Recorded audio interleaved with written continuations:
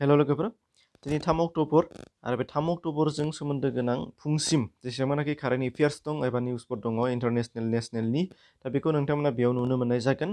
दा फारि फारियै फैदो दिनैनि दिनाव मा दङ, बे आंनि ब्लग पेज, बे ब्लग पेजाव लिरनानै नोंथांमोननो फोसावो आरो बेखौ नोंथांमोना डिसक्रिपसनाव लिंक मोनगोन। दा नाम्बार 1आव दङ, बावैसो येस बेंक आरो बम्बाइ स्टक एक्सचेन्जजों फिसा दारिमिनारिफोरखौ जौगाखांहोनायनि मोनसे गोरोबथा हाबाफारि लादों होनदों। दा बे बम्बाइ स्टक एक्सचेन्जनि चेयारमेना दा सोर जाना दङ, बे जाबाय बिक्रमजित सेन, बेखौ गोसोआव लानांगोन।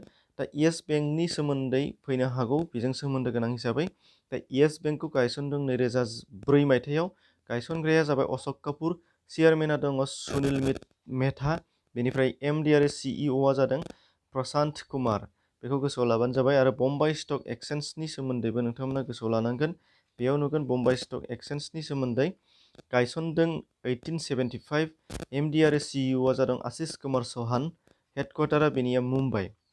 बेनिफ्राय नेक्स्टआव फैदो नाम्बार 2, भारतनि मोनसे रायजोआ बावैसो डेनमार्क आरो भारतजों दै गोरोबथानि थाखाय मोनसे मेम'रेन्डाम अफ आन्डारस्टेन्डिंआव सहि होदों। दा बेयो बबे रायजो होनदों? गुजरात।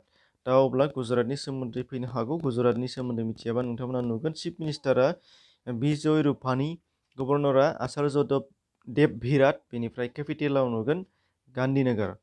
दा नेचार पाब्लिकेशन इउटुब चेनेलाव जायफोरा गोदानै फैदों साबस्क्राइब खालाम, जाहाथे लेटेस्ट आपडेटखौ नोंथांमोना मोननो हानाय जायो। नटिफिकेशन बेल थुनानै लाब्लानो जाबाय। आरो बेनिफ्राय सिगांनि पस्टफोरखौ नोंथांमोना डिसक्रिपसनाव लिंक मोनगोन, कारेन्ट एफेयार्सनि, निउसनि, गासैबो बिथिंनि बाहाय दंजोबो। नोंथांमोना फारि फारि नायलांबानो जाबाय।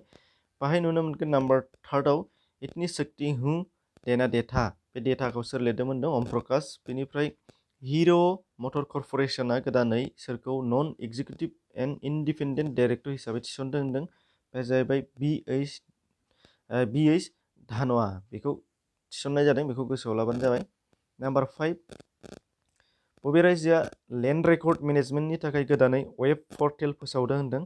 आरो बे वेब पर्टेलनि मुङा जादों धारनि, बेखौ फोसावदों तेलेंगानाया।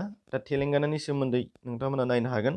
केपिटेल हायद्राबाद, चिफ मिनिस्टार के चन्द्रशेखर राव, गभर्नर तामिलिसाई सुन्दराजन, बिथां जाना दङ।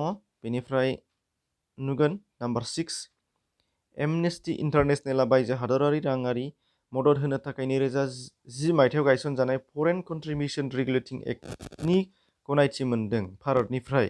आरो दा बेनि सेक्रेटारि जेनेरेलआ सोर जाना दं होनदों? बे जाहैबाय कुमी नायडू, आरो बेनि हेडक्वार्टारा लन्दनाव दङ, इउनाइटेड किंडमनि।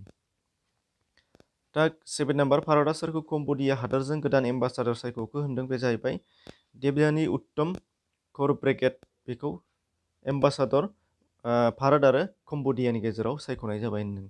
दा इन्टारनेशनेल डे अफ अल्डार पेन्सनखौ माला फालिनाय जायो? 1 अक्ट'बर।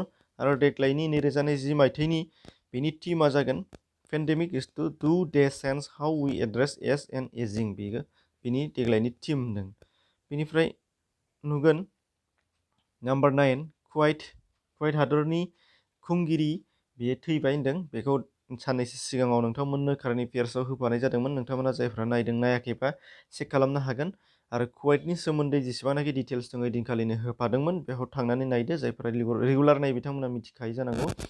दा बाहाय सिगांनि खुंगिरिया जादोंमोन नवाब अल आहमेद अल जेबिर अल साबा, बेमोन।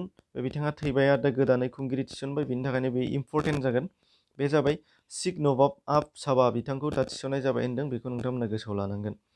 बेनिफ्राय लास्टआव दङ इन्टारनेशनेल कफि डे, बेखौ माब्ला फालिनाय जायो? 1 अक्ट'बराव फालिनाय जायो।